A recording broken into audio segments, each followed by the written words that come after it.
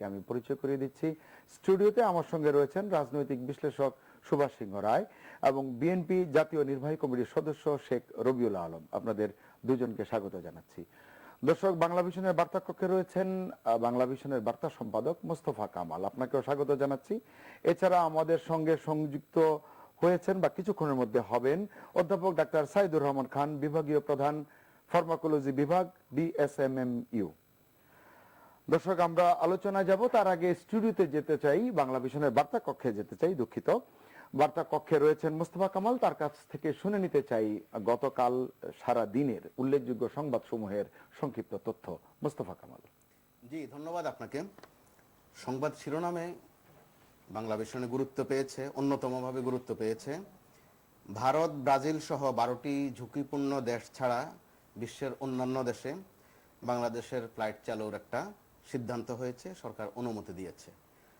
আর এর সঙ্গে যোগ করতে হয়, এখনো সিদ্ধান্ত নয়, তবে সরকারি চিন্তাভাবনার খবর, সেটা জানিয়েছেন আওয়ামী লীগের সাধারণ সম্পাদক, সড়ক পরিবহন ও সেতুমন্ত্রী ওবায়দুল কাদের সাহেব। তিনি পরিবহন মালিক শ্রমিকদের ধৈর্য ধরার আহ্বান জানিয়েছেন। সেই সঙ্গে জানিয়েছেন যে সরকারের একটা চিন্তা রয়েছে ঈদ সামনে রেখে গণপরিবহন চালু করার।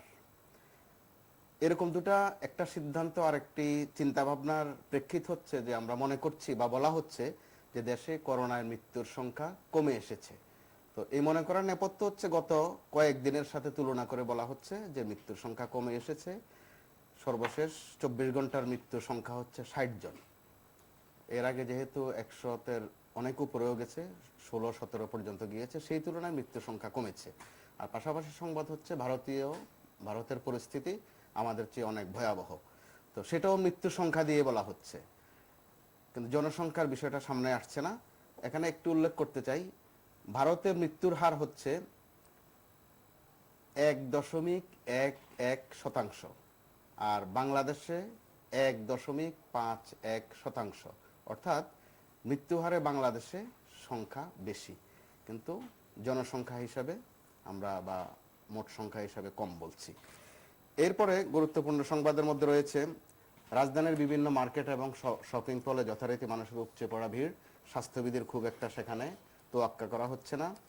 আর এর সঙ্গে বিশেষজ্ঞদের একটি বিশেষ রিপোর্ট রয়েছে আজ বাংলা ভিশনে, যেখানে তারা বলেছেন যে গত কয়েকদিন যে মৃত্যুর সংখ্যা একটু কমতির দিকে, সেটার কারণ হচ্ছে লকডাউন। কম বেশি যাই কার্যকর হোক, এর কারণে মৃত্যুর সংখ্যা কমে এসেছে। তারা সতর্ক করেছেন লকডাউনটা যেন অন্তত তুলে না নেওয়া হয়, তুলে নেওয়া হলে পরিস্থিতি আবার ভয়াবহতার দিকে যেতে পারে।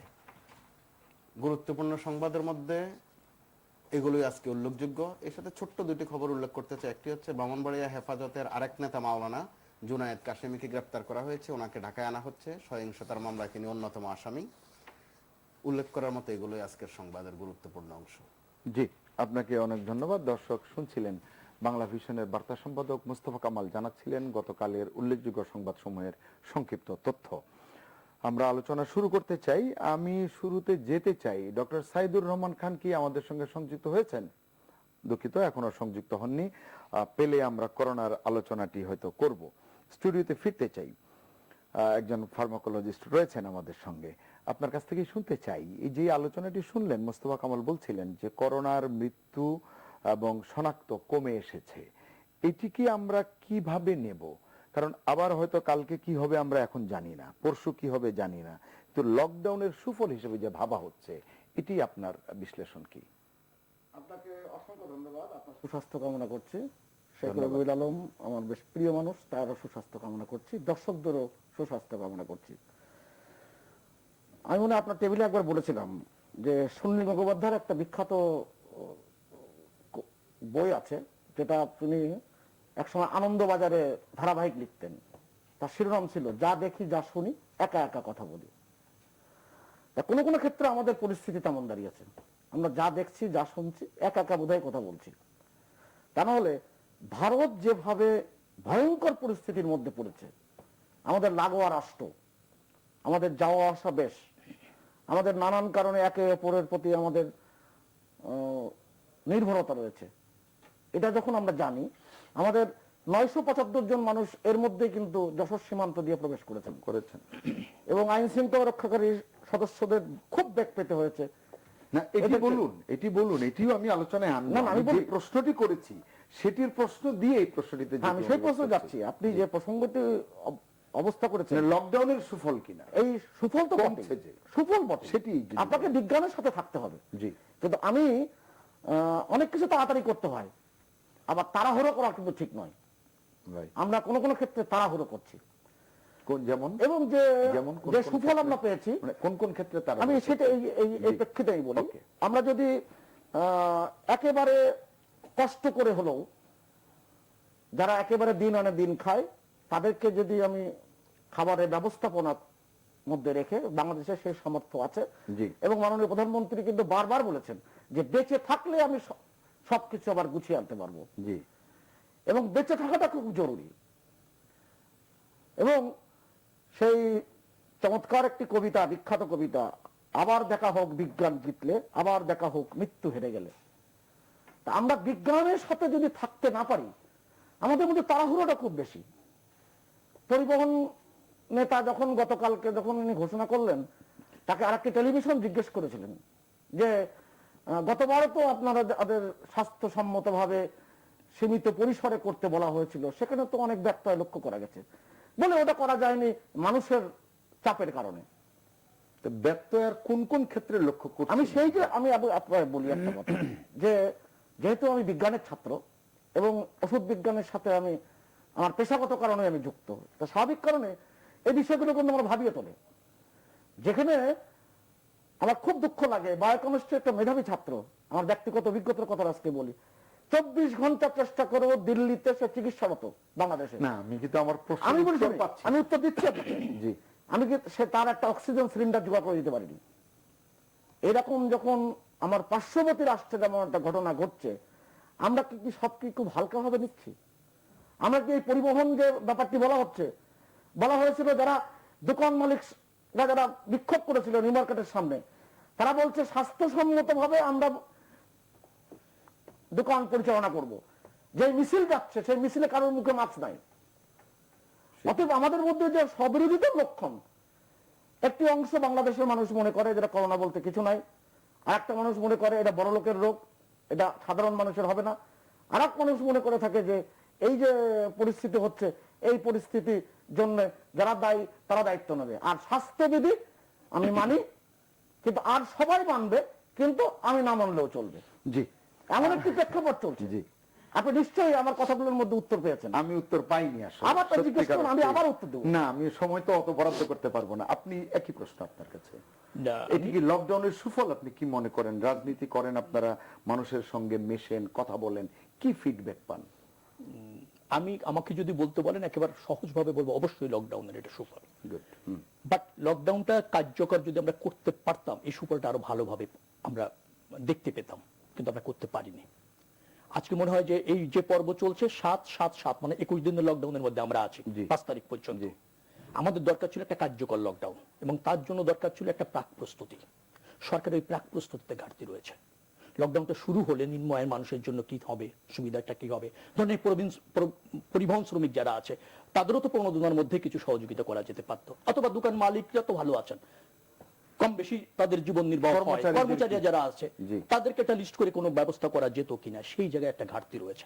ক্ষুদ্র ব্যবসায়ী, নিম্ন আয়ের মানুষ, হ্যাঁ, জি। করোনাকালীনে যারা প্রত্যক্ষভাবে এফেক্টেড হচ্ছে, তার জন্য দেখবেন কার্যত সরকারের খুব বেশি ব্যবস্থাপনা নেই, এবং এদের সাথে আলোচনা করে কার্যকর লকডাউনের আগে কি করণীয় তা সরকার যথা উপযুক্ত ভাবে নির্ধারণ করতে পারেনি। পারলে আমরা 14 থেকে 21 দিনের একটা কার্যকর লকডাউন যদি করতে পারতাম, সর্বাত্মক লকডাউন বলতে যা বোঝায়, জি। সেটা যদি আমরা করতে পারতাম, নিশ্চয়ই আমরা এর সুফল পেতাম। কিন্তু আমরা কিন্তু করতে পারিনি, এবং আরো পারছি আগামীতে বলে আমার কাছে মনে হচ্ছে না। ধরেন দিল্লির অবস্থা কিন্তু একসময় ভালো ছিল, আমরা বলেছি ভারত এত বড় দেশ, ভালো ছিল, হঠাৎ করে কিন্তু ডিজাস্টার। জি আমরা বলছি কিছুটা কমেছে, কিছুটা ভালো আছে, এটা আমরা বলছি, কিন্তু আমরা কি আসলে সুরক্ষাটা নিশ্চিত করেছি? আক্রান্ত হলে কি হবে, চিকিৎসা ব্যবস্থা, সেটাও কিন্তু আমরা নিশ্চিত করিনি। আবার ধরেন এই যে অক্সিজেনের অভাব রয়েছে, বেডের অভাব রয়েছে, ব্যাপক হারে হলে কি হবে, আমরা কিন্তু সেই প্রস্তুতি নেইনি। কিছুটা কমেছে, স্বস্তিতে থাকার চেষ্টা করছি, এবং সেটাকে সফলতা হিসেবে দেখানোর সরকার চেষ্টা করছে। ব্যাপারটা হচ্ছে যে সরকার জনগণ এবং অর্থ এই দুটো ব্যবস্থাপনার মধ্যে একটা চরম ব্যর্থতার পরিচয় দিয়েছে। আপনি জনব্যবস্থাপনা যদি করতে না পারেন তাহলে কিন্তু আপনি জনগণের সরকার থাকেন না। আর এই জনব্যবস্থাপনা না কারণ অন্যতম একটা কারণ হচ্ছে যে জনগণের হয়তো এই সরকারের প্রতি আস্থা বা এই সরকার তার স্বার্থ রক্ষা করবে সেই জায়গায় হয়তো তাদের শঙ্কা রয়েছে। জি, আবারও আসবো আপনার কাছে, একটু যেতে চাই। সম্ভবত যুক্ত হয়েছেন আমাদের সঙ্গে অধ্যাপক ডাক্তার সাইদুর রহমান খান, বিভাগীয় প্রধান ফার্মাকোলজি বিভাগ, বিএসএমএমইউ। আপনি আমাকে শুনতে পাচ্ছেন? আমি শুনতে পাচ্ছি। জি, আপনাকে স্বাগত জানাচ্ছি আজকের ইভেলি নিউজ এন্ড ভিউজে। আমরা আলোচনাটি শুরু করেছি, আপনাকে পেতে একটু বিলম্ব হলো আমাদের। আমরা আমাদের বার্তা কক্ষ থেকে আমাদের বার্তা সম্পাদক আজকের দিনের গতকালকের উল্লেখযোগ্য সংবাদ কণিকা জানাতে গিয়ে জানিয়েছিলেন করোনার মৃত্যু এবং শনাক্ত কমে এসেছে এবং এটিকে অনেকে বলছেন লকডাউনের সুফল। এই ইস্যুতে আমরা স্টুডিওতে আমার দুজন সম্মানিত অতিথির সঙ্গে আলোচনা করেছি। আপনি যেহেতু একজন পেশাজীবী এবং এটি নিয়ে কথা বলবার ক্ষেত্রে অথরিটি পর্যায়ের একজন মানুষ, আপনি কি বলবেন আমরা যে লকডাউন দিয়েছি কার্যকর হয়তো করতে পারিনি, তারই কি সুফল শনাক্ত এবং মৃত্যুর সংখ্যা কমে আসাটা? ধন্যবাদ আপনাকে। আমি আগে যারা আলোচনা করেছেন ওনারা কি বলেছেন জানি না, বিধায় যদি ডুপ্লিকেশন হয় ক্ষমা করবেন। জি, যে প্রশ্নটি করেছেন সেখানে আসলে তো স্পষ্ট মানে এভিডেন্সের উপর ভিত্তি করে উত্তর দেওয়া কঠিন, কিন্তু আমরা যে আপাত দৃষ্টিতে যা দেখতে পাই, আমরা শুরু করেছিলাম যখন এটা 23-এর উপরে উঠে গিয়েছিল সংক্রমণের হার, এখন এটা 10-এর কাছাকাছি গত 2-3 দিন যাবত আছে, যেটা অ্যাপারেন্টলি ইন্ডিকেট করে যে আসলে সংক্রমণের হার কমেছে। এখন এই কমার ক্ষেত্রে একটি আমাদের কনসার্ন আছে, সেটি হচ্ছে যে এটি টেস্টের সংখ্যাও এখন মাত্র 15,000, যেটা 35,000 ছিল। তো আমরা যদি মনে করি যে আসলে একটা বড় অংশের মানুষ এখন আনডিটেক্টেড থাকছে, কারণ লকডাউনের কারণে তারা বাসায় বন্দি অথবা শহর থেকে দূরে চলে গেছেন যেখানে হয়তো এই পরীক্ষার সুবিধা নেই, সে কারণে এই সংখ্যাটি হয়তো প্রতিনিধিত্বমূলক নয়, কিন্তু তবুও আমরা হাসপাতালে রোগীর যে চাপ সেটি দেখে আমরা বুঝতে পারছি, এবং বেড খালি থাকা মানে যে অবস্থায় হাসপাতালের ইমার্জেন্সিতে মানে ভর্তির দরজায় এসে রোগী মৃত্যুবরণ করছিলেন, এক হাসপাতাল থেকে আরেক হাসপাতালে দৌড়াচ্ছিলেন, সেটার পরিস্থিতি উন্নয়ন হয়েছে, সেটা খুবই স্পষ্ট। অতএব সংক্রমণের হার অবশ্যই নিশ্চয়ই কিছুটা মাত্রায় কমেছে, এটা নিয়ে কোনো সন্দেহ নেই, এবং সেটি আমাদের নাম লকডাউন বলবেন না কঠোর বিধিমালা বলবেন সেটা অন্য কথা। গত 12-15 দিন যাবৎ সরকারের পক্ষ থেকে যে জনস্বাস্থ্যের পক্ষে যে কঠোর বিধিনিষেধের আংশিক প্রয়োগ হয়েছে, মানুষের চলাচলের উপর যে বিধিনিষেধ হয়েছে, কিছু কিছু কল কারখানা এবং কিছু কর্মকাণ্ডকে যে বন্ধ রাখা হয়েছে, এটা তার সুফল অবশ্যই। কিন্তু গত কয়েকদিন যাবৎ অ্যালার্মিংলি আমরা দেখতে পাই যে শপিং মলগুলো যেভাবে খুলেছে এবং আমাদের সাধারণ মানুষেরা যেভাবে এটাকে এইরকম একটি ভয়ঙ্কর বিশ্ব বিপদকে উপেক্ষা করে একটা ঈদ উদযাপনের নামে ওনারা যেভাবে শপিং মলে যাচ্ছেন, আমি আতঙ্কিত। আমি মনে করি যে আমাদের যাই অর্জন হয়েছে, এইভাবে যদি আরো 2-3 দিন 4 দিন শপিং মলে এইভাবে ভিড় করে তারা যেতে থাকেন, আসলে আমাদের যে 23 থেকে কমে 10, হাসপাতালের বেড প্রতিটা হাসপাতালে গড়ে 30-40টা বেড খালি, এই অবস্থাটা খুবই দ্রুত অবনতি ঘটবে যদি এইভাবে শপিং মলে মানুষের ভিড় থাকে। জি, ডক্টর খান, আপনি যে আশঙ্কার কথাটি বলছিলেন যে এভাবে যদি শপিং মলগুলোতে মানুষের যাতায়াত কেনাকাটার যে উৎসব এটি যদি চলতে থাকে, তাহলে আপনি আশঙ্কাটি যেটি করেছেন অনেকেই সেটি করছেন, কিন্তু আমরা তো শুনতে পাচ্ছি রাষ্ট্রীয় পর্যায় থেকে নীতি নির্ধারণী পর্যায় থেকে ভাবনা চিন্তা করা হচ্ছে গণপরিবহন এমনকি দূরপাল্লার যাত্রীবাহী পরিবহনগুলো আসলে চালু করা যায় কিনা। কারণ আপনি জানেন যে ঈদ উৎসব একটি অত্যন্ত আমাদের ধর্মীয় উৎসব এবং এটি মুসলমান জনগোষ্ঠীর জন্য অত্যন্ত আনন্দের, এবং নারীর টানে আমরা বাড়িতে যাই, এটি আমাদের সংস্কৃতি। তো সেটিকে আপনি কি বলবেন বিদ্যমান অবস্থায় যে আশঙ্কা করছেন, যে সংশয়ের কথা বলছেন, সেখানে এর আলোকে ওইটিকে কিভাবে মূল্যায়ন করবেন? আপনি যে উদাহরণটি দিলেন সেটি সংবেদনশীল, কিন্তু আমি এই ধর্মীয় উৎসবের সংবেদনশীলতাটি মেনেই আমি উচ্চারণ করতে চাই। গতবারের ঈদের সময়ে এবং ধর্মীয় সর্বোচ্চ এই মুসলমানদের সর্বোচ্চ ধর্মীয় উৎসবের ক্ষেত্রে, এমনকি পৃথিবীর যে মসজিদটি গত 1400 বছর বন্ধ হয়নি কোনো, সেটাও বন্ধ করা হয়েছিল। সবসময় মনে রাখা প্রয়োজন যে যে কোনো এই ধরনের ধর্মীয় বিশ্বাস, আচার আচরণ, বিভিন্ন ধরনের যে সমস্ত আনুষঙ্গিক বিষয়াদি আছে, এর সবগুলোর চাইতেও জীবন গুরুত্বপূর্ণ। অতএব জীবন রক্ষার জন্য যদি কোনো সুপারিশ বিজ্ঞানের ভিত্তিতে আসে এবং সেটি সেই বৈজ্ঞানিক সুপারিশ প্রয়োগ করতে যে যদি মানুষকে তাদের মানে ধর্মীয় যে সমস্ত আচার আচরণ সেগুলোকে নিয়ন্ত্রণ করতে বলা হয়। আমি যতদূর জানি তাতে আমরা এটার উদাহরণ গত 1 বছরে বিভিন্ন দেশে, বিশেষ করে ইসলাম ধর্মের যে সমস্ত নেতৃস্থানীয় দেশ, সেই সকল দেশ এবং যে সকল নেতৃস্থানীয় আলেমবর্গ ওনারা স্পষ্ট বলেছিলেন এই বিষয়ে। অতএব আমি মনে করি না যে এই বিভ্রান্তির সুযোগ পাচ্ছে যে সামনে ঈদ বিধায় পরিবহন খুলে দেওয়া লাগবে মানুষকে, তাদের গত 30 বছর যাবৎ 50 বছর যাবৎ ঐতিহ্যগতভাবে গ্রামে ফিরে গিয়ে ঈদ করেছেন, সেই কারণে ঈদ করার সুবিধার জন্য গণপরিবহন হচ্ছে আমাদের বাংলাদেশকে সংক্রমণ বিস্তারের প্রধানতম মাধ্যম। এইটা গবেষণালব্ধ ফল, আমি বানিয়ে বলছি না। দ্বিতীয়টি হচ্ছে শপিং মল। এখন আমরা যদি বিজ্ঞানকে, আপনারা জানেন যে ভীষণভাবে উন্নত দেশ যেগুলো, যুক্তরাষ্ট্রের মতো দেশ, তার রাষ্ট্রনায়কের বিজ্ঞান উপেক্ষার ফল হিসেবে সারা পৃথিবীতে মৃত্যুর দিক থেকে সর্বোচ্চ স্থানে ছিল। আমাদের পাশের দেশ ভীষণ উন্নত বিজ্ঞানে, তারাও কিন্তু বিজ্ঞানকে উপেক্ষা করে এই সমস্ত বৈজ্ঞানিক জনস্বাস্থ্যের সুপারিশ উপেক্ষা করে নির্বাচন এবং কুম্ভ মেলা বা এই ধরনের বিভিন্ন ধর্মীয় অনুষ্ঠান আচার আচরণ করতে গিয়ে আপনারা দেখেছেন কি পৃথিবীতে আজকে তার 4 লক্ষ লোক আক্রান্ত হয়েছে। তো এইগুলোকে আসলে উপেক্ষা করার কোনো সুযোগ নেই। আমি মনে করি যে কোনো অজুহাতেই বিজ্ঞানের এই অবস্থায় সবচেয়ে সংক্রমণের বিস্তার যে মাধ্যমটিতে ঘটছে গণপরিবহন এবং দ্বিতীয় যেটি শপিং মল, এই দুটোকে খোলা রাখার যে সিদ্ধান্ত, এটি আত্মঘাতী হবে। পৃথিবীতে মেক্সিকো থেকে যেভাবে যুক্তরাষ্ট্রে গেছে, ফ্রান্স থেকে যেভাবে ইংল্যান্ড, ইউরোপের বিভিন্ন ইটালি, জার্মানিতে গিয়েছে, আমরা কিন্তু তার চাইতে অনেক কম ইমিউন, আমরা কম প্রতিরোধ করতে পারবো। জি ডক্টর খান থাকুন আপনি আমাদের সঙ্গে, আবারও আসবো আপনার কাছে। দাদা, যেই জায়গাটিতে বললেন শপিং মলের কথা এবং এই যে দূরপাল্লার যে যাত্রীবাহী বাস বা এই ধরনের পরিবহনের কথা, এটি তিনি বলছেন যে আত্মঘাতী হবে। তো সরকারের কথায়, আওয়ামী লীগের সাধারণ সম্পাদকের কথায় জনমনে কিন্তু এক ধরনের আশার সঞ্চার হয়েছে। যারা বাড়ি যেতে চায় নানান কারণে, উৎসব, বাবা মায়ের সঙ্গে বা নারীর টানে বা অভ্যাসবশত, যেভাবেই আপনি বলুন না কেন, সেই জায়গাটিতে রাষ্ট্র তার অনেক নিয়মাচার, অনেক নির্দেশ, অনেক আপনার বিভিন্ন নীতি ঘোষণা করেছে।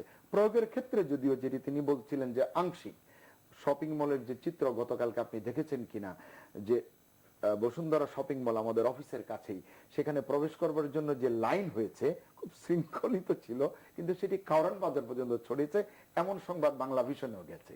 কি বলবেন তাহলে? আমার কিন্তু গা কাটা দিয়ে ওঠে যে কারণে স্পেন থেকে কিন্তু অনেকে শিক্ষা নেয়নি, যে কারণে ইউরোপের অনেকগুলো দেশ ভয়ঙ্কর আক্রান্ত হয়েছিল, প্রফেসর সাইদুর রহমান খসরু যেটা বললেন, এবং ভারতও কিন্তু শিক্ষা নেয়নি। সেটা তো তিনি বললেন, হ্যাঁ বলেছেন, এক কুম্ভ মেলায় 80 লক্ষ মানুষ একত্রিত হয়েছিল, জি, এবং তার ভয়ঙ্কর পরিণতি কিন্তু আমরা দেখেছি। হ্যাঁ, রাষ্ট্র পরিচালনা যারা করেন, আমি তো আর শেখ রবিউল ভাইয়ের মতন বলতে পারবো না, রাষ্ট্র পরিচালনা যারা করেন, রাজধর্ম কিন্তু বজ্র সুকঠিন, অনেক কিছু তাকে সামাল দিয়ে কিন্তু চলতে হয়, অনেক আবেগের বিষয় কিন্তু এখানে থাকে। কিন্তু মাননীয় প্রধানমন্ত্রী বারবার কিন্তু একটা কথা বলছেন যে আপনার 3 দফা নির্দেশনা মানতে হবে, আপনাকে মাস্ক পরতে হবে। মানছি কতটা? না সেটা বলছি, না মানলে সেটা আপনাকে বলছি আপনি স্বাস্থ্যবিধি মানতে হবে, আর তৃতীয়ত জনসমাগম হয় এমন জায়গা থেকে আপনার দূরে থাকতে হবে। ক্রমাগত তিনি বলে আসছেন, এবং স্বাস্থ্যবিধি আমরা সকলে কিন্তু সামনাসামনি মানছি, মুখের কথায় মানছি, বলছি, কিন্তু সবাই মানবে, আমি মানবো না, আমার কিছু হবে না, আমার কিছু হবে না। অর্থাৎ এই যে ব্যাপারগুলো, এইটা খুবই আমাদের দুর্ভাগ্যজনক। হ্যাঁ, আপনি যদি সেই বিধিটা আমরা যদি মানতে পারা যেত, অনেক ক্ষেত্রে কিন্তু কেরালায় করতে পেরেছে, বিভিন্ন জায়গায় করতে পেরেছে, আমরা পারি না। আমাদের এই যে তাড়াহুড়োর যে ব্যাপারটি, এটা কিন্তু ভয়ঙ্কর প্রবণতা কিন্তু আমাদের এই জাতিসত্তার মধ্যে রয়েছে।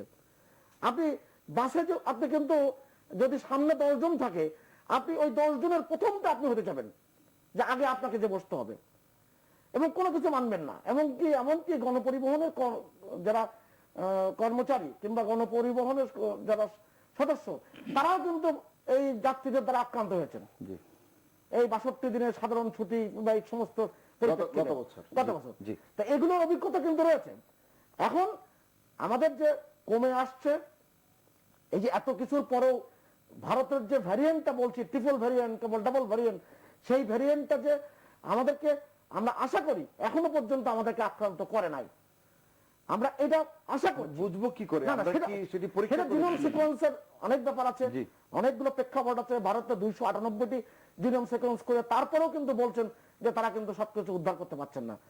এই যে ব্যাপারগুলো, এগুলো আমাদের মাথায় রাখতে হবে, আপনাকে বিজ্ঞানের সাথে থাকতে হবে। অতএব মাননীয় প্রধানমন্ত্রী এই কথাটা যথার্থই, তাহলে কি আপনি- বেঁচে থাকলে আমি সবকিছু জি, বুঝিয়ে তুলতে এটা পারবো। বলেছেন, কিন্তু আপনি কি এক কথায় বলবেন আমাকে এই যে পরিবহন চালুর যে চিন্তার কথা, এটি আপনি সমর্থন করেন কিনা? পরিবহন এই যে আপনি মানে এই- এক কথায় যদি এক বলেন, কথা- না, আমার এক কথা, প্রশ্ন আমি- রয়েছে আপনার কাছে, আমার ওই এই যে জন্য পরিবহন চালু হ্যাঁ বা না? হ্যাঁ বা না এর প্রেক্ষাপট এখানে নাই। রাষ্ট্র অনেক জটিল একটি বিষয় কিন্তু থাকে। না, সেটি আমি বুঝলাম। সুদাসপুর যে কথাটি বলি জি। যে এটা যদি আপনি গতবারের থেকে শিক্ষা নিয়ে আপনি স্বাস্থ্যবিধি সম্মত ভাবে করাতে পারেন, জি, মানাতে পারেন, তাহলে আপনি করতে পারেন। তো মানে অনেকগুলো যদি আছে। যদি আছে। আমি আসলে হানা কেন জানতে চেয়েছিলাম যে যদি আপনি এর সঙ্গে একমত হন তাহলে আমার প্রশ্নটি একরকম হতো, না হলে আরেক রকম। তা আমি জানি না, নিশ্চয়ই আপনি যেহেতু বিজ্ঞানের ছাত্র আপনার উত্তরটি হয়তো না এর দিকেই হবে, সেটিকে ধরে নিয়ে আমি জানতে চাচ্ছি। আপনি এর আগের আলোচনায় চমৎকার করে বলেছিলেন নিম্ন আয়ের মানুষদের কথা। পরিবহন শ্রমিক যারা বা দোকানপাটের কর্মচারী যারা, তারা তো নিম্ন আয়ভুক্ত মানুষ। তাদের জন্য সরকার বা রাষ্ট্রের কি উদ্যোগ আপনি দেখলেন যে তারা আসলে কাজ করবার জন্য মরিয়া হবে না?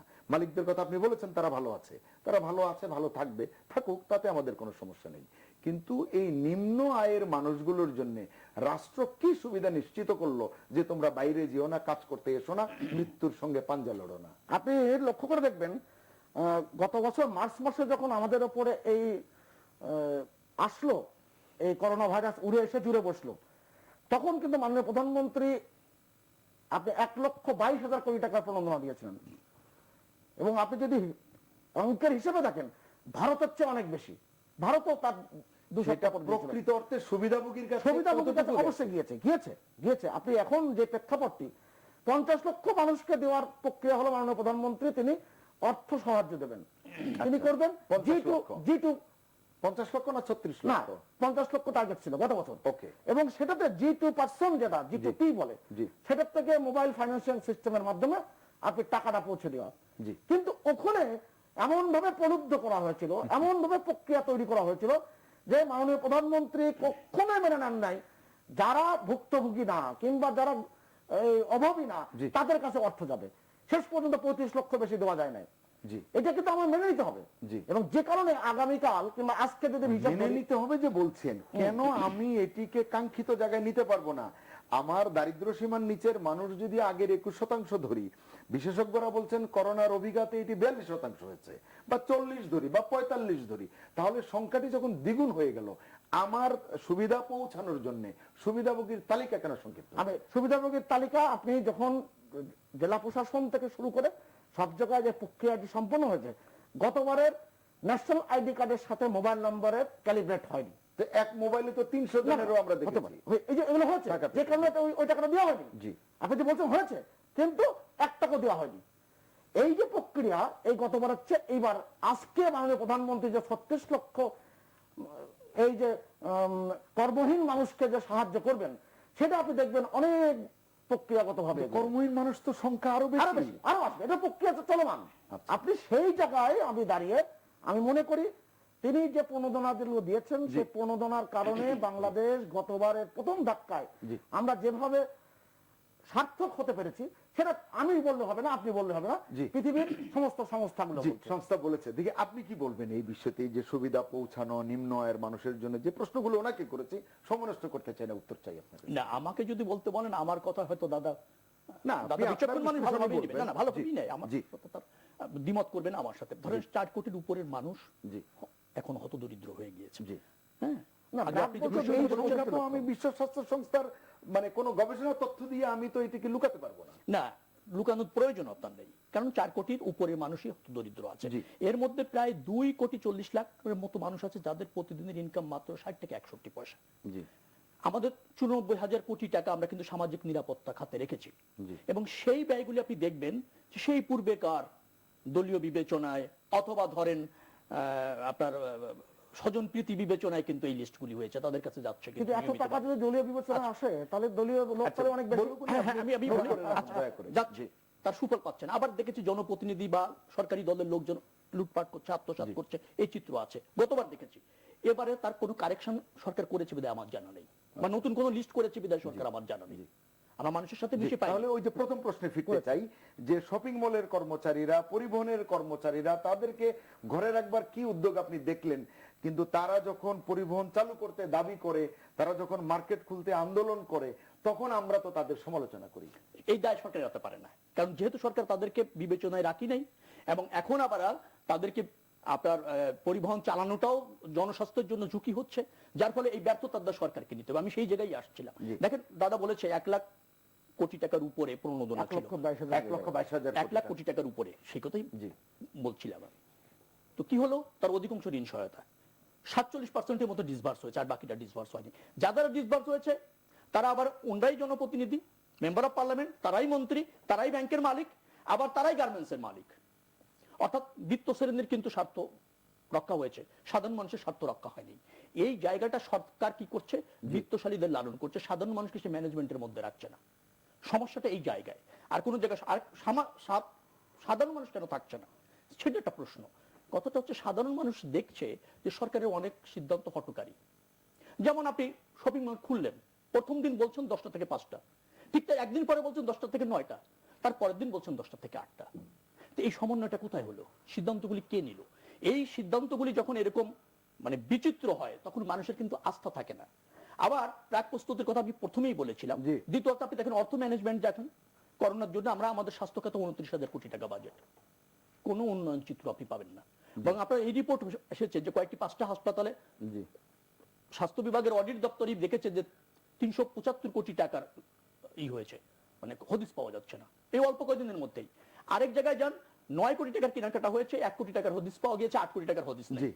একটা বেড 60,000 টাকার বেড 3,30,000 কোটি টাকাতে কিনা হয়েছে।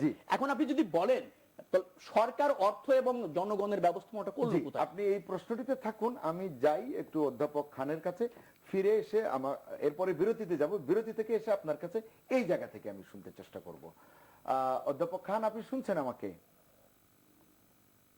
আমাকে জিজ্ঞেস করছেন? না, আপনি আমাকে শুনতে পাচ্ছেন? হ্যাঁ, শুনতে পাচ্ছি। জি, যে আলোচনাটি তো নিশ্চয়ই আপনি শুনছিলেন।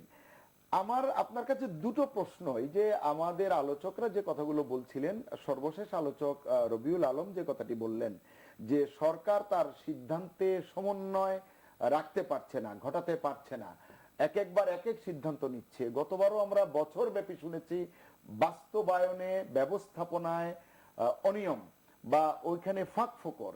কেন আমরা, আপনার কাছে কি মনে হয় যে সবকিছুই আমরা হালকাভাবে নিচ্ছি? শেষ কথাটি কি? সবকিছু কি আমরা হালকাভাবে নিচ্ছি, এটি মনে হয় আপনার? অবশ্য। আচ্ছা, ধন্যবাদ আপনাকে। প্রথম কথাটা যেটা খুবই আলোচিত শব্দ, সমন্বয়, কিন্তু আমরা মোটেই বুঝতে পারছি না যে কোভিড মহামারীর সমন্বয়, একটি যুদ্ধের জন্য যে সমন্বয়, আর একটা ব্রিজ নির্মাণের জন্য যে সমন্বয়, এখানে বিরাট পার্থক্য আছে। ঢালাভাবে সব বিষয়ে আমি যদি সব জনতা বিষয়ে কেমন করে হই, তাহলে যেভাবে যা অবস্থা হওয়া উচিত তাই হয়েছে। কোভিড মহামারী পৃথিবীতে মোকাবেলা করার ক্ষেত্রে বিজ্ঞানের যে বিকাশ হয়েছে, তাতে কোন কোন শাখার ব্যক্তিদের মধ্যে সমন্বয় এবং কার নেতৃত্বে কার অ্যালাইনমেন্ট হবে, এই বিষয়টা যেই দেশগুলো যত কারেক্টলি করতে পেরেছে, তারাই তত দ্রুত মহামারী থেকে। আজকে পৃথিবীতে 100-র উপরে দেশে মৃত্যু সংখ্যা 0, এক কথায় বললাম আমি। আবার অন দা আদার হ্যান্ড, পৃথিবীর খুব নাম করা বড় বড় দেশে প্রতি মৃত্যু সংখ্যা এখনো 500 থেকে 1000, 2000, 3000। মানে মূল ব্যাপারটা হচ্ছে বিজ্ঞানে কোভিড একটি ভাইরাসের মহামারী মোকাবেলার জন্য যেই শাখাগুলোর মধ্যে সমন্বয়, বারবার সমন্বয় বললে তো কিছু বোঝায় না এখানে এই জায়গাগুলো, এবং কোন উদ্দেশ্যের সমন্বয়। আজকে যদি বলি আমরা অতীতের আলোচনা বাদ দেই, ধরলাম আমাদের যা হয়েছে, আজকে থেকে যদি আমাদেরকে এই মহামারীটাকে নিয়ন্ত্রণ করে বাংলাদেশের মানুষকে আসলে একটা মোটামুটি ভাবে গ্রহণযোগ্য উন্নত মাত্রার জীবনযাপনের সুযোগ সৃষ্টি করতে হয়, যা যা করণীয় সেটা আলোচনা করতেছি কিনা আমরা, সেই জায়গাটায় ফোকাস যদি ফেলি, আগামী আমরা যদি শর্ট টার্ম ভাবি আগামী 1 মাস আমরা কি করা উচিত, আসলে সেই আলোচনাটা কি হচ্ছে।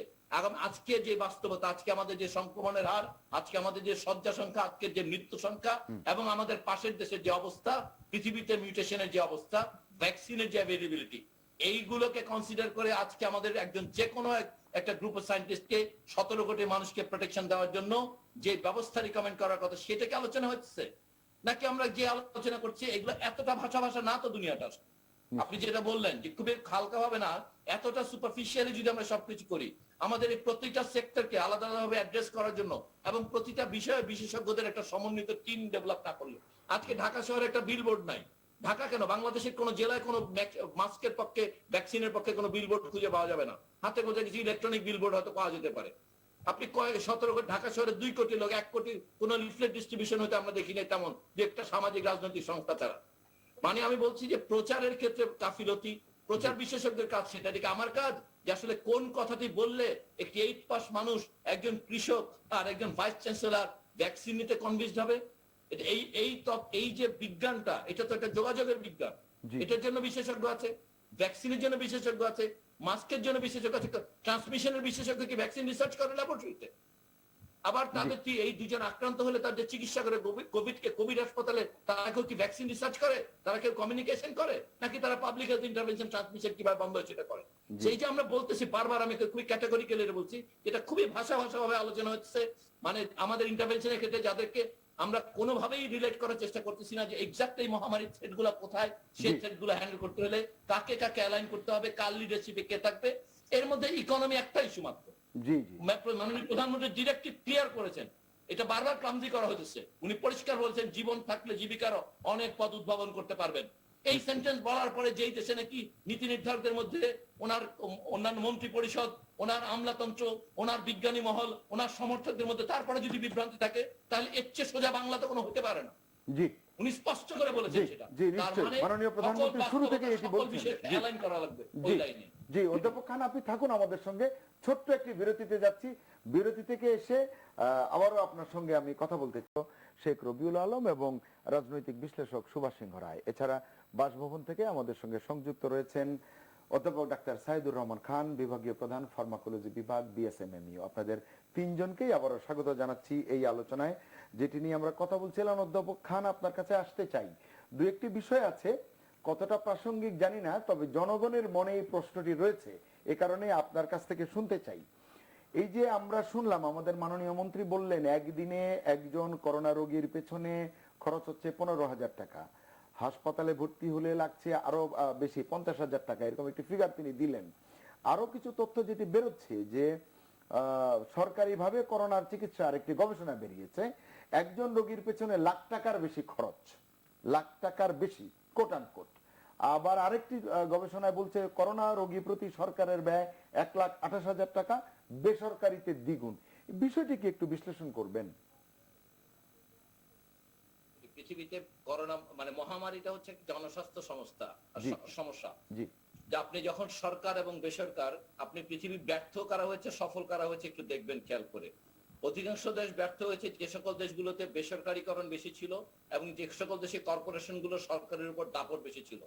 আর যে সকল দেশে জনস্বাস্থ্য গুরুত্ব পেয়েছিল, সে সকল দেশগুলো কোভিড মহামারী মোকাবেলায় সাফল্য দেখিয়েছে। বাংলাদেশে আসলে এই ব্যয়ের বিষয়টি যতক্ষণ রাষ্ট্রীয় কোষাগার থেকে হবে এবং রাষ্ট্রীয় নিয়ন্ত্রণাধীনে হবে তার হাসপাতালে, অবশ্যই সেটা সবসময় কম হবে। সেখানে দুর্নীতির অভিযোগ উঠতে পারে, কিন্তু সেটা কোনোভাবেই কখনো কোনো বেসরকারি হাসপাতালের সঙ্গে তুলনীয় মাত্রায় হবে না। আরেকটা বিষয় হচ্ছে, মহামারী আসলে কোনো মুনাফার জন্য, মানে আমি একটা গলব্লাডার স্টোন ইয়ে করবেন অথবা একটা নিউরোসার্জারি করবেন, কার্ডিয়াক সার্জারি করবেন, সে এই বিষয়গুলোতে যেরকম উন্নতি হয়, কারণ সেখানে মহামারী, সেখানে মুনাফার সুযোগ আছে। এবং যেই রোগগুলো, আপনাদের আমি আজকে একটা কথা বলে রাখি, যেই রোগগুলো সমাজের ধনী অংশকে সিলেক্টেডলি আক্রমণ করে, সেই রোগের চিকিৎসার জন্য ওষুধ এবং চিকিৎসার বন্দোবস্ত পৃথিবীতে বেশি আবিষ্কার করা হয়, কারণ সেগুলো মুনাফার জন্য সুবিধা।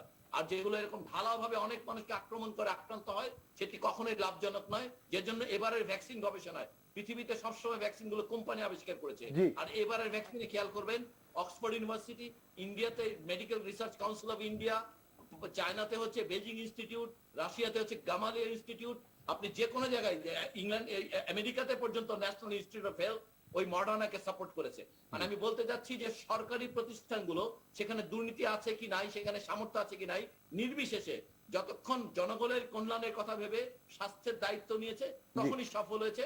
এবং এই মহামারীর সকল ভ্যাকসিন উদ্ভাবনের ক্ষেত্রে সরকার এবং একাডেমিয়া তারাই শুধুমাত্র ভূমিকা রেখেছে। আমি একটু আবারও আপনাকে একটু ইয়ে করছি, থামাচ্ছি। সেটি হচ্ছে যে আমি একটি জায়গায় জানতে চাচ্ছিলাম যে জনমনেই প্রশ্নটি উঠছে, যখন মন্ত্রী বলছেন এত টাকা খরচ হচ্ছে, কেউ বলছে 1 লাখ টাকার বেশি খরচ হচ্ছে, অনেকে বলছেন যে আমি 18 দিন অসুস্থ ছিলাম, আমি হাসপাতালে ছিলাম, অনেক ওষুধ আমাকে কিনতে হয়েছে।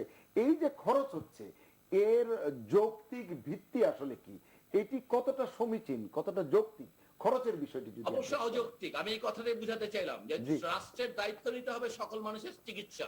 জি। এখন আপনি 1 লক্ষ টাকার মানে করেন 80,000 টাকা দামের যদি আমি বলি টসলিজমের 70-80,000 টাকা, রেমডেসিভির সব মিলে একটি কোর্সের দাম 1 লক্ষ টাকার বেশি। আপনি যদি আশা করেন বাংলাদেশ সরকার এই কোভিড মহামারীর সময়ে সকল মানুষের চিকিৎসার সকল ওষুধের ব্যয় নিবে, আমি হব পৃথিবীর অন্যতম সুখী মানুষ। আমি চাই, আমি আজকের জন্য না, শুধু মহামারী কালে না, আমি মনে করি রাষ্ট্রের সবসময় চিকিৎসার দায়িত্ব না নিলে রাষ্ট্রের উপস্থিতির প্রয়োজন কোথায়? চিকিৎসার চেয়ে গুরুত্বপূর্ণ মানে সুস্বাস্থ্যের চেয়ে গুরুত্বপূর্ণ বিষয় কি আছে? অতএব অবশ্যই সকল ব্যয় যদি নির্বাহ করতো তাহলে কোনোভাবে এই সমস্ত 3 গুণ 5 গুণ দামে ওষুধ অথবা কোন হাসপাতালের আইসিইউ বেড ভাড়া হতো না। জি। যদি রাষ্ট্র যদি তার কাঠামো সম্প্রসারণ করতো, অক্সিজেন, আপনারা আরেকটা বিপদের সামনে দেখবেন আপনারা, জি। অক্সিজেন যদি ভাগ্য ভালো যে দুই একটি বেসরকারি উদ্যোগ সামনে চলে এসেছে, জি। এটা তো প্রধান অস্ত্র। জি। এবং সেখানেও তো রাষ্ট্রকে আসলে নিয়ামক ভূমিকা নিতে হবে। সম্পূর্ণ নির্ভরশীল আমরা হচ্ছে 4টি প্রতিষ্ঠানের উপরে, বেসরকারি প্রতিষ্ঠান। অতএব এই ব্যাপারগুলো মনে রাখতে হবে যে রাষ্ট্র আমাদের 50 বছরে ভ্যাকসিন রিসার্চ ল্যাবরেটরি বন্ধ আছে 7 বছর যাবত। জি, জি। অতএব আমাদের মানুষকে আপনার সার্ভ করতে হলে বিজ্ঞান চর্চার সুযোগ দিতে হবে এবং এইখানে এই খাতে বিনিয়োগ। পৃথিবীর সর্বনিম্ন বিনিয়োগকারী দেশ হচ্ছে বাংলাদেশ। জি। কোভিড মহামারীতে পৃথিবীতে সর্বনিম্ন জি 1.4% জি বুঝতে পেরেছি। তাদের জিডিপি আমি শেষ প্রশ্নটি আপনাকে করতে চাই। এই যে পরিস্থিতি, বিদ্যমান যে চিত্র আপনি তুলে ধরলেন, আমরাও যেটি দেখছি, এই অবস্থায় শেষ কথা আপনি কি বলবেন এবং লকডাউন আর কতটা প্রলম্বিত হতে পারে বা হওয়া উচিত, ছোট করে যদি বলেন। লকডাউন নয়, আমি এক কথায় যদি বলি লকডাউন বা শব্দ কি বলবেন সেটা ভিন্ন কথা। রাইট। মানুষের চলাচলের উপরে কঠোর নিয়ন্ত্রণ, জি। এই বিষয়টি যে জায়গাগুলোতে মহামারীর এই মুহূর্তে সংক্রমণের হার উচ্চ, ঢাকা, চট্টগ্রাম, নারায়ণগঞ্জ, গাজীপুর, এই 4টি জেলাকে ঘেরাও করে দেশের বাকি অংশ থেকে আলাদা করে রাখা এবং এই শহরগুলোতে এই যে শপিং মলে ভিড় নিয়ন্ত্রণের জন্য প্রয়োজনে সরকারের সর্বোচ্চ শক্তি প্রয়োগ করে মানুষকে ঘরে রাখার ব্যবস্থা করতে হবে ঈদ পর্যন্ত। এই ঈদ যদি উৎসব হয়, ঈদের পরে মৃত্যুর উৎসব হবে। অতএব এই উৎসব বিসর্জন করতে হবে এবং তার এই ঈদ পর্যন্ত সম্পূর্ণ নিয়ন্ত্রণ রাখতে হবে। জি, আপনি ভালো থাকবেন। অনেক ধন্যবাদ আমাদেরকে সময় দিয়েছেন এই মধ্যরাতে। জি, আপনার কাছে ফিরতে চাই। যে আলোচনাটি ছিলাম এর সঙ্গে যুক্ত করতে চাই আরেকটি বিষয়। আপনি ইতিমধ্যেই শুনেছেন যে আমাদের দেশে তৈরি পোশাক শিল্প মালিকরা তারা বলছেন যে ঈদে বেতন বোনাস মানে শ্রমিকদের যদি অসন্তোষ ঠেকাতে হয়, বাধা রোধ করতে হয়, আমাদেরকে সহায়তা দিন। যদি আমরা গণমাধ্যমে শুনছি ভারতের শিল্পপতিরা বলছেন এত হাজার কোটি টাকা দিলাম বা দেব, প্রয়োজনে সর্বস্ব দেব, এমন তথ্য আমরা পাচ্ছি। সত্য মিথ্যা নিয়ে আলোচনায় যেতে চাই না, দুটোকে যদি তুলনা করে আমাদের দেশের অবস্থা আর যে আলোচনাটি আপনি করছিলেন। আমাদের ব্যবসায়ী সংগঠনগুলি এবং বড় বড় ব্যবসায়ী যারা আছে তারা এই ক্রাইসিসের সুবিধা নিতেই অভ্যস্ত। কেন এবার তো তাদের পোশাক কারখানা বন্ধ ছিল না? আচ্ছা, এই মানসিকতা তাদের সব সময়ের জন্য আছে। জনগণের অর্থ তাদের নিতে হবে। ব্যবসা থাকুক না থাকুক সেটা বড় কথা না, ক্রাইসিস হয়েছে, রাষ্ট্র থেকে টাকা নিতে হবে, জনগণের অর্থ নিতে হবে এবং তার জন্য যে সমস্ত এক্সকিউজ দাঁড় করানো দরকার সবই তারা করতে রাজি এবং এভাবেই তারা বড় হয়েছে। আমি দুঃখের সাথে কষ্টের সাথে বলছি যে তাদের দিতে হবে 6,000 কোটি টাকা। তারপর হচ্ছে পরিবহন শ্রমিকের মালিক যারা আছে তারাও বলছে আমাদের 5,000 কোটি টাকা দেন এবং এই সমস্ত কিন্তু বাজেটগুলি আসছে। অর্থাৎ জনগণ সাফার করছে এবং জনগণকে এবার অর্থ দিতে হবে এবং সেটা নিয়ে নাকি অর্থনীতি বাঁচিয়ে রাখতে হবে। তাহলে তাদের ব্যবসা করার দরকারটা কি? এই বৃত্ত শ্রেণী লালন করার দরকারটা কি? এবং আপনি যদি যান আমাদের আজকে ভ্যাকসিন নিয়ে যেটা হয়েছে সেটাও দেখবেন যে পররাষ্ট্রমন্ত্রী বলছে যে আমরা একটা ব্যবসায়ী গোষ্ঠীর চাপের কাছে নতি হয়ে আমাদেরকে ওয়ানমুখী হতে হয়েছে। আমরা বহুমুখী যদি হতাম, অন্য প্রচেষ্টা থাকলে হয়তো আমাদের এই ভ্যাকসিনের ক্রাইসিসটা ফেস করতে হতো না। তো সরকার কি অসহায় হলো? আমরা কি তাই বলবো? তাই আমরা মনে হচ্ছে। দেখেন, উনি একটা কথা বলছিলেন সমন্বয়। হ্যাঁ, এটা তো ঠিক যে নিশ্চয়ই ভূমি মন্ত্রণালয়ের সমন্বয় হবে না করোনা ব্যবস্থাপনায়। করোনা ব্যবস্থাপনায় সমন্বয় হবে হচ্ছে সংক্রমণ, তারপর হচ্ছে আপনার করোনা চিহ্নিতকরণ এবং তার চিকিৎসার সাথে যা যা জড়িত। আর সংক্রমণের সাথেই তো লকডাউনটা চলে আসছে। আপনি যদি বলেন সেখানে সমন্বয়ের কথা খুব ইম্পর্টেন্ট দরকার রয়েছে। এটা ঠিক উনি যেটা বলেছেন যে সেই সমন্বয়টা হচ্ছে না, আমরা তাই বলছি সেই সমন্বয়টা হচ্ছে না, কিন্তু সেই সমন্বয়টার কোনো বিকল্প নেই।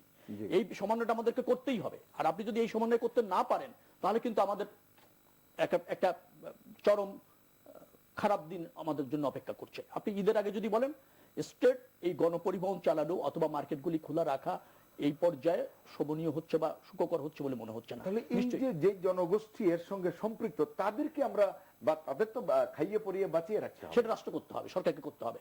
যদি সত্যি সেই জনগণের নেটওয়ার্ক, সরকার সেই হয়। ব্যবস্থাপনা, সেই সমন্বয়, আবারও সমন্বয়, হ্যাঁ। ব্যবস্থাপনা, সেটি এই পারবে জায়গায় কিনা? দরকার। ব্যাপারটা হচ্ছে যে সরকারটা ফাংশন কতটুকু করছে, জি। সেই জায়গায় মানুষের প্রশ্ন রয়েছে। আরেকটা জিনিস হচ্ছে যে আপনি অনেক কিছু না দিয়েও মানুষকে কিন্তু আশ্বস্ত করে 10, 15, 20 দিন ঘরে রাখতে পারবেন যদি জনগণের সে আস্থা আপনার উপর থাকে। জি। কিন্তু আপনি যে ব্যবস্থাপনা ক্রমাগতভাবে দিচ্ছেন জি। আর যেভাবে রাজনীতিকরণ করছেন, দলীয়করণ করছেন, হঠকারী সিদ্ধান্ত নিচ্ছেন, অপ্রয়োজনীয় সিদ্ধান্ত নিচ্ছেন, চাপের কাছে নতি স্বীকার করছেন, তখন তো সাধারণ মানুষের আস্থা সরকারের প্রতি থাকছে না। জি। যার ফলে আমাদের হয়তো ধরেন এই সাফারিংটা এইভাবে আসছে। আর আমাদের ব্যবসায়ী সমাজের কথা আমি আবারও বলতে চাই, আমি আশা করব যে তাদের নিজস্ব উৎস থেকেই জি। অবশ্যই তারা এই শ্রমিকদের বেতন বোনাস ঈদের আগে দিতে সক্ষম হবে। আর সেটা যদি তারা করতে না পারে, তারা প্রত্যেক ক্রাইসিস এই রাষ্ট্রের কাছে টাকা চাইবে, জি। সেটা তো হতে পারে না, তাই না? রাষ্ট্র কোনো বৃত্ত শ্রেণী লালন করার জন্য রাষ্ট্র না। রাষ্ট্র সাধারণ মানুষের অধিকার প্রতিষ্ঠিত করবার জন্য, তাদের নিরাপত্তা এবং জি। অর্থনৈতিক নিরাপত্তা নিশ্চিত করবার জি। জন্য। দাদা, এত এখন সমন্বয়, একেবারে এতগুলো কথা বলার পরে আপনারা প্রশ্ন করার জায়গা থাকে না। আমি একটা কথা বলি, শেখ রবিউল ভাই যেভাবে কথা বলছেন তাতে মনে হচ্ছিল যে একজন মাঝে মাঝে মনে হচ্ছিল তার একজন উত্তরগুলো না, আপনার না, কাছ থেকে পেলে দর্শকরা হ্যাঁ, বুঝতে আমি মনে হচ্ছিল যে সুবিধা হবে। একজন মাঝে মাঝে মনে হচ্ছিল বামপন্থী এক নেতা কথা বলছেন, কখনো মনে করছেন যে একেবারে সরকার বিরোধী ভয়ঙ্কর একজন লোক কথা আমরা বলছেন। সময় আমি সে জায়গায় আসি। নষ্ট না করি। আমি সময় নষ্ট না করেই বলি। জি। আপনাকে ব্যবস্থাপনার জায়গায় একটু তথ্য দিয়ে রাখি। আজ হচ্ছে যে দিনটা পড়লাম 2রা মে, জি। বাংলাদেশের স্বাস্থ্য অধিদপ্তরের সুবর্ণ জয়ন্তী। জি। আজকে 50 বছর পূর্ণ হলো। সুবর্ণ জয়ন্তী, 1971 সালে 2রা মে এই প্রথম যে সরকারটি, সেই সরকারটি স্বাস্থ্য অধিদপ্তর গ্রহণ করেছিল ডক্টর টি হোসেনের নেতৃত্বে। জি। সৈয়দ মোদাস্সের আলী ছিলেন, অনেকে ছিলেন। আমি এই কারণে এই জায়গাটি উল্লেখ করছি, আমাদের এই 50 বছরের অগ্রযাত্রায় আপনি যদি হিসেব করে দেখেন যে কতবার আওয়ামী লীগ ক্ষমতায় ছিল, তখনই কিন্তু এই সমস্ত সেক্টরে উন্নতি হয়েছে। আমরা কখনো ভাবিনি নিউরোসায়েন্স নামে কোনো প্রতিষ্ঠান না, বাংলাদেশে আলোচনা হবে। অন্যদিকে না, না, নিয়ে না, যাবে না, না, দাদা, না, না, না, না, please। সব কথা বলা হবে না। না, সব না, কথা আপনাকে বলতে গেলে to the point answer আপনি করতে to the point অনুরোধ বলি, আপনি যখন বলছেন বিজ্ঞানের কাছে থাকতে হবে, একজন চিকিৎসক প্রফেসর রংপুরের, বরগুনায়, বরিশালের, তার কি দায়িত্ব নেই যে ওই এলাকার যে বেসরকারি হসপিটাল হচ্ছে, তার সরকারি হসপিটাল যেখানে চাকরি করেন সেটাকে উন্নতি করার আছে? সেই বোধটুকু আমরা আপনার রাষ্ট্রের ব্যবস্থা সেখানে কার্যকর নেই কেন? এই যে সমন্বয় এখন হচ্ছে সমন্বয়, জি। আমি এই সমন্বয় নিয়ে এতক্ষণ আলাপ করলাম তো আমরা। জি। অতএব সেই বোধের জায়গায় আপনি চিকিৎসকরা মনে করেন যে স্বাস্থ্য ব্যবস্থাপনায় একমাত্র ডাক্তার ছাড়া কিছু থাকতে পারবে না, আর নার্স ছাড়া। আপনি ফার্মাসিস্ট রাখবেন না, গ্রাজুয়েট ফার্মাসিস্ট, মাইক্রোবায়োলজিস্ট থাকবে না। আপনি আজকে ক্রিটিক্যাল কেয়ার মেডিসিনের জন্য আপনি আইসিইউ কথা বলছেন, আপনি কত লক্ষ আইসিইউ দেবেন বাংলাদেশে? আপনার সেই ডাক্তার কই, সেই এক্সপার্ট কই, সেই নার্স কই? অতএব সেই কথাটা বলা যায় কিন্তু অনেক কথা, কেন হচ্ছে না? তাহলে মোকাবিলা করব কি করে? মোকাবেলা তো হচ্ছে, সেটি মোকাবেলা কিন্তু হচ্ছে। হচ্ছে। আমরা বাংলাদেশে গত এই বছর থেকে এ পর্যন্ত আপনি যদি সামলেই দেখেন, আপনি এতক্ষণ ধরে যে আলোচনা করলেন, জি। আলোচনা সমালোচনা সব থাকবে, কিন্তু বাংলাদেশ যেভাবে এটা সামাল দিয়েছে, অনেক উন্নত রাষ্ট্র কিন্তু একজন চিকিৎসক পারে না। প্রফেসর খান যে বললেন যে আমরা সবকিছু ভাষা ভাষা আলোচনা করছি, এটি মানেন কিনা? না, ভাষা ভাষা আলোচনা করছি, অনেক বাস্তবতার কারণে আলোচনা হচ্ছে। আমি তো বলছি, আপনি যশোরে একজন রোগী তার আইসিইউ বেডের জন্য সাতক্ষীরায় কেন যেতে হবে? ওই জায়গায় চিকিৎসকদের দায়িত্ব নেই? আপনি সব ব্যর্থতা করছেন কেন? আপনি আইসিইউ কে আপনি প্রশ্ন করবেন, আমি আপনি বলছি আইসিইউ কে আপনি একদিনে তৈরি করতে পারবেন? আপনি যন্ত্র হতে পারবেন, যন্ত্র পিছনে লোক তৈরি করতে পারবেন। 1 বছর 2 মাসে অগ্রগতির হার কি কেমন? একটা সন্তোষজনক? শুনুন, ক্রিটিক্যাল কেয়ার মেডিসিনের একজন ডাক্তার তৈরি করতে 5 বছর লাগে। এত সহজ ব্যাপার না। আমরা কিন্তু সবাই খুব সহজ কথা বলে ফেলি, যেহেতু আমি ওষুধ বিজ্ঞানের লোক, আমি এই ব্যাপারটা জানি। না, বুঝতে পেরেছি। আপনি না পারলেও আপনি ভ্যাকসিন বলছেন, যখন 12ই আগস্ট গত বছর যখন ভ্যাকসিনের এই ব্যাপারটি উপলব্ধ হলো, তখন আমাদের সামনে মাত্র একটি বিকল্প ছিল, সিরাম ইনস্টিটিউট। আমি ফাইজার বায়োনটেক আনতে পারবো না, আমার এখানে টেম্পারেচারের ব্যাপার আছে। আমি মডার্না আনতে পারবো না, মডার্না গতকালকে শুধুমাত্র WHO অনুমোদন দিয়েছে, গতকাল। আপনি এই যে নোভাভ্যাক্স মেরিল্যান্ডের যেটা আমেরিকায়, সে কবে অনুমোদন পেয়েছে? এটি নিয়ে আমরা কেন তৎপর হলাম না? ভ্যাকসিন তৈরির যে প্রক্রিয়াটি, সেই প্রক্রিয়াটি তো এত সহজভাবে বলা ঠিক না। বাংলাদেশের ওষুধ শিল্পের বিকাশ চেষ্টা করলাম কিনা? না, চেষ্টা তো হচ্ছে, চলছে তো। গবেষণা তো একদিনের ব্যাপার না। আমি 50 মিনিটের আপনি সহ আপনার পৌরোহিত্যে আলোচনা হলো, শেষ হয়ে গেল, ব্যাপারটা তা না। ব্যাপারটা তো বিজ্ঞানসম্মত ব্যাপার। বাংলাদেশ এক সময় এই সরকার আসার আগে কত শতাংশ ওষুধ বাইরের থেকে আমদানি করতে হতো, আর এখন কতটা আত্মনির্ভরশীলতা হয়েছে। আপনাকে সেটা সেটা বিবেচনা করতে হবে। জি না, এটা আমি ধারাবাহিকভাবে সবসময় হয়েছে। আপনি দেখেন, আপনি আজকে যে অক্সিজেনের কথা বলছেন, শেষ করছেন, জি। অক্সিজেনের কথা বলছেন, ভারত 7,000 মেট্রিক টন অক্সিজেন উৎপাদন করে। জি আর সময় দিতে পারছি না, আপনি কনক্লুশন দেন। 2,000 মেট্রিক টন। জি সে পাচ্ছে না কেন? সে পাচ্ছে না, তার পরিবহন ব্যবস্থাপনার ঘাটতি ঘটে গেছে। আমি খালি একটা কথা বলছি। আমি একটা কথা বলি না বলে আমি না, না, আনন্দ আমি থাকবো। কথা আমি খালি একটা বাক্য বলতে চাই, বাংলাদেশ যদি আপনি পারমিট পারমিট করেন। আবুল খায়ের গ্রুপ, আবুল খায়ের গ্রুপ সহ জি, জি, এটি তো যাদেরকে আমরা আনা শুনেছি। হয়েছে, জি। তারা কে এনেছে?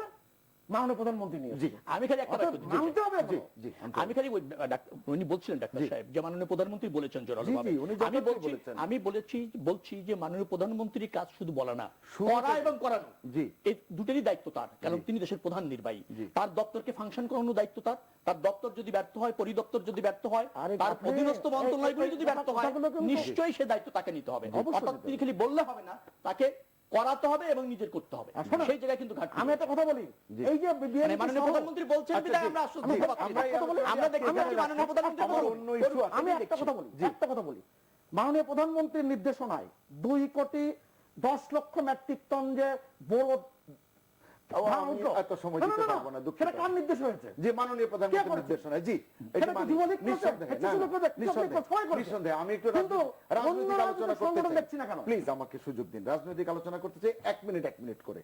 হেফাজতের ভবিষ্যৎ কি যা দেখছি, প্রশ্ন করে সমনষ্ট করতে চাই না। না, হেফাজতের ভবিষ্যৎ কি সরকারের সেটা ধরেন ভূমিকাটাও যদি এরকমই একটু আমি বলেন। বলতে চাচ্ছি না, জি। তবে এটা বলা গিয়েছে যে সরকার জি। যে কোনো বাধা, যে কোনো প্রতিবাদ, যে কোনো গণতান্ত্রিক অধিকার অথবা ধরেন যে কোনো সরকার বিরোধী আলোচনা সমালোচনা, সেটা গণতান্ত্রিক পন্থায় মোকাবেলা করে না, অথবা ধরেন নিয়ম নীতি মেনে রাজনৈতিকভাবে ফেস করে না। সরকার বল প্রয়োগ করে, সে যে কোনো, সেটা হেফাজত হোক, সেটা না, অন্য এই কোনো যে- গোষ্ঠী এই যে হোক। ধরপাকড় হচ্ছে, এখানে বল প্রয়োগের কি অপরাধ করলে ধরবে না?